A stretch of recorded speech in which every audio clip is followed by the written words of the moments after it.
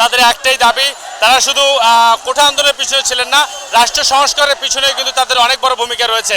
আজকে আপনারা যে মাঠে নেমেছেন, এর মূল আসলে দাবিটা কি ছিল আপনাদের? আমরা জানি বাংলাদেশে একটি ছাত্র নাগরিক অভ্যুত্থানের মাধ্যমে রাষ্ট্র গঠন হয়েছে, নতুন রাষ্ট্র গঠন হয়েছে।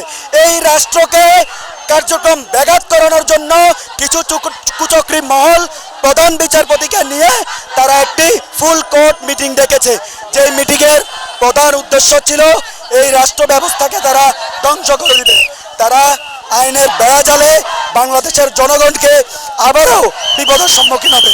আমরা ইতিমধ্যে দাবি তুলেছি, আমরা এখানে ছাত্র সমাজ, ছাত্র জনতা এই সুপ্রিম কোর্টে এসে তাদের কুকে আমরা বানচাল করে দিয়েছি।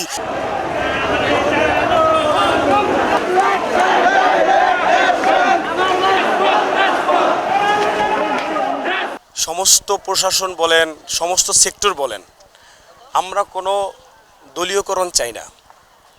দল থাকবে, ডক্টর ইউনূস যাওয়ার পর তো সরকার আসবে, সে সরকার থাকবে, কিন্তু আপনি প্রধান বিচারপতি হয়ে যদি আপনি আওয়ামী লীগের বিচার করেন, সেটা তো প্রধান বিচারপতি হয় না।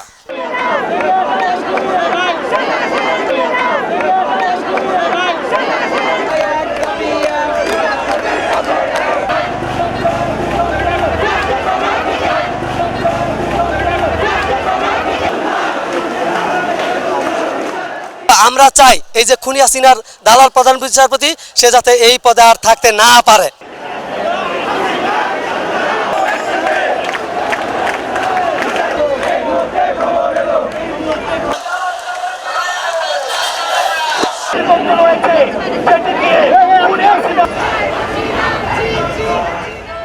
আজকে প্রধান বিচারপতি ওই পদত্যাগ আমাদের ছিল অন্যতম দাবি।